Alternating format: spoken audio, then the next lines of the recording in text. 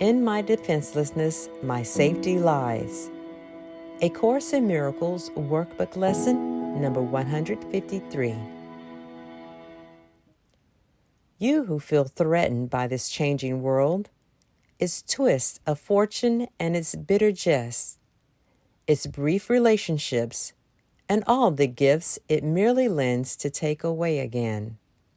Attend this lesson well. The world provides no safety.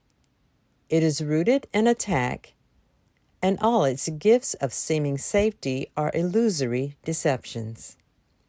It attacks and then attacks again. No peace of mind is possible where danger threatens thus. The world gives rise to but defensiveness.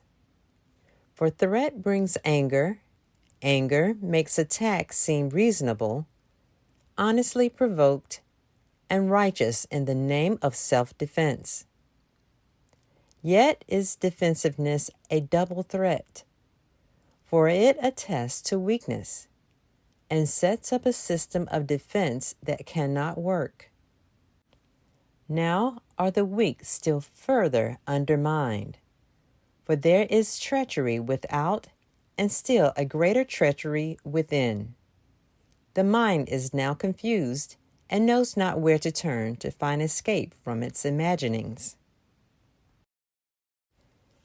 It is as if a circle held it fast, wherein another circle bound it, and another one in that, until escape no longer can be hoped for nor obtained. Attack, defense, defense, attack, become the circles of the hours and the days that bind the mind in heavy bands of steel with iron overlaid, returning but to start again.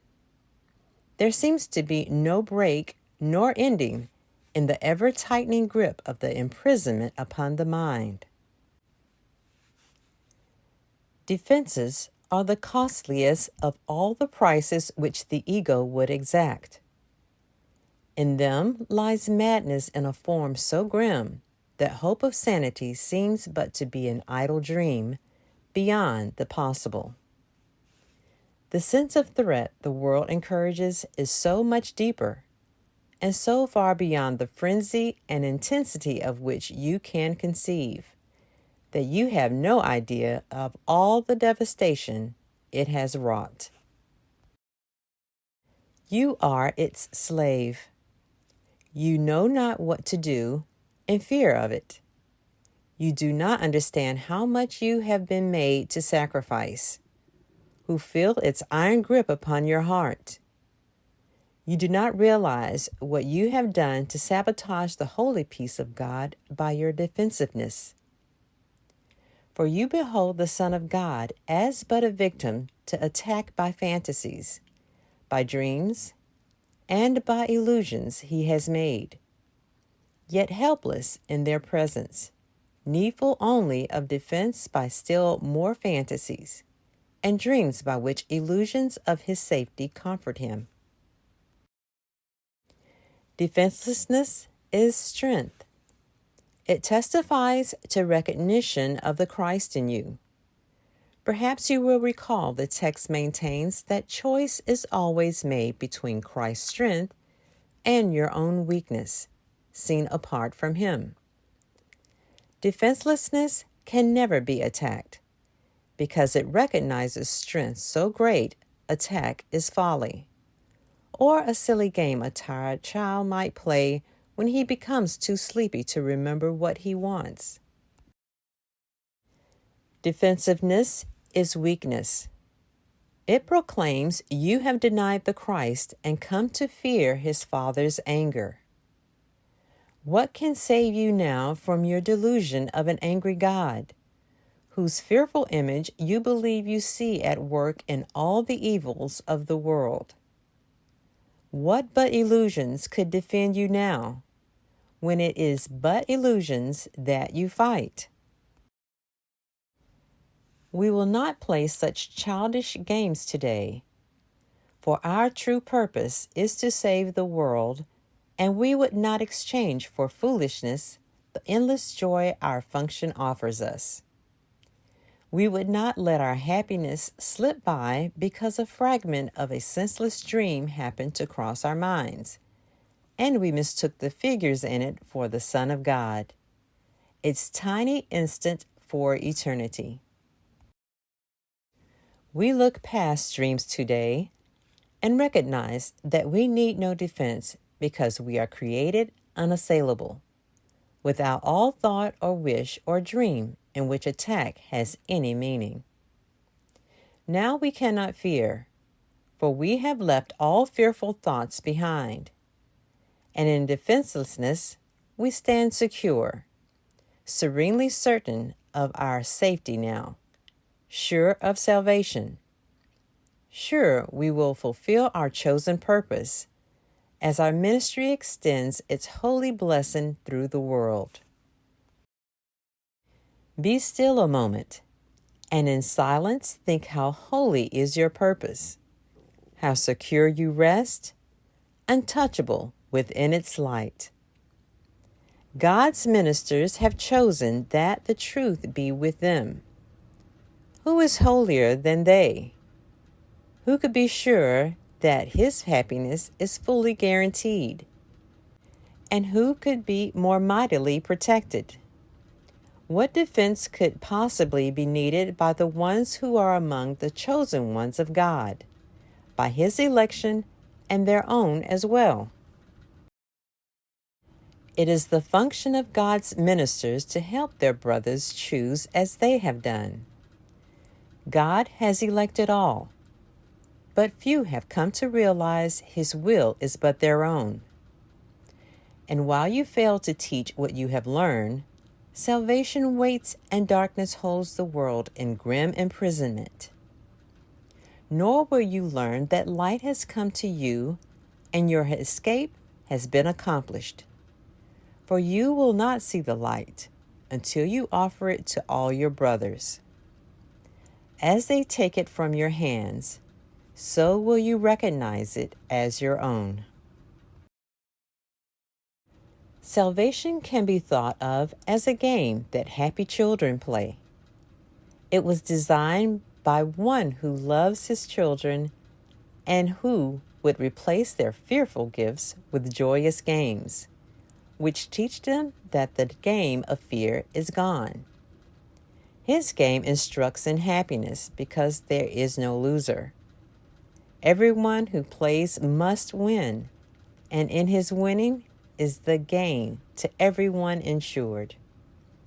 The game of fear is gladly laid aside when children come to see the benefits salvation brings. You who have played that you are lost to hope, abandoned by your Father, left alone in terror in a fearful world, made mad by sin and guilt. Be happy now. That game is over. Now, a quiet time has come, in which we put away the toys of guilt and lock our quaint and childish thoughts of sin forever from the pure and holy minds of heaven's children and the Son of God. We pause but for a moment more to play our final happy game upon this earth. And then we go to take our rightful place where truth abides and games are meaningless. So is the story ended. Let this day bring the last chapter closer to the world, that everyone may learn the tale he reads of terrifying destiny, defeat of all his hopes, his pitiful defense against a vengeance he cannot escape, is but his own deluded fantasy. God's ministers have come to waken him from the dark dreams this story has evoked in his confused, bewildered memory of this distorted tale. God's Son can smile at last on learning that it is not true.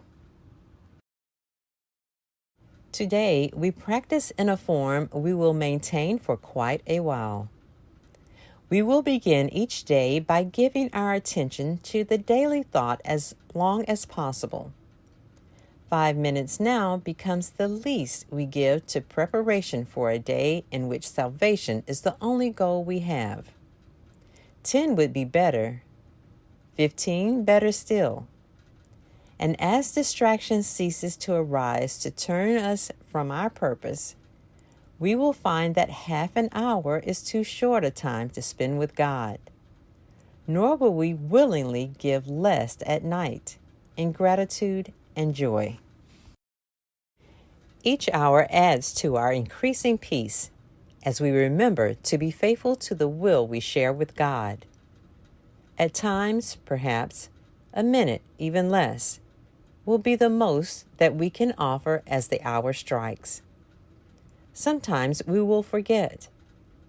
At other times, the business of the world will close on us, and we will be unable to withdraw a little while and turn our thoughts to God. Yet when we can, we will observe our trust as ministers of God in hourly remembrance of our mission and His love. And we will quietly sit by and wait on Him and listen to His voice and learn what He would have us do the hour that is yet to come, while thanking Him for all the gifts He gave us in the one gone by. In time, with practice, you will never cease to think of Him and hear His loving voice guiding your footsteps into quiet ways, where you will walk in true defenselessness. For you will know that heaven goes with you, nor would you keep your mind away from Him a moment, even though your time is spent in offering salvation to the world. Think you He will not make this possible for you who chose to carry out His plan for the salvation of the world and yours? Today, our theme is our defenselessness. We clothe ourselves in it as we prepare to meet the day. We rise up strong in Christ and let our weakness disappear as we remember that His strength abides in us. We will remind ourselves that He remains beside us throughout the day and never leaves our weakness unsupported by His strength. We call upon His strength each time we feel the threat of our defenses undermine our certainty of purpose. We will pause a moment as He tells us, "I am here." Your practicing will now begin to take the earnestness of love to help you keep your mind from wandering from its intent. Be not afraid nor timid.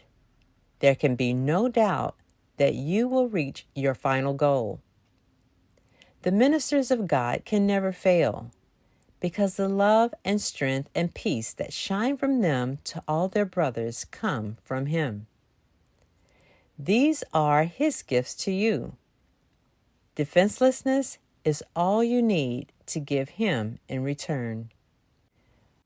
You lay aside but what was never real, to look on Christ and see His sinlessness.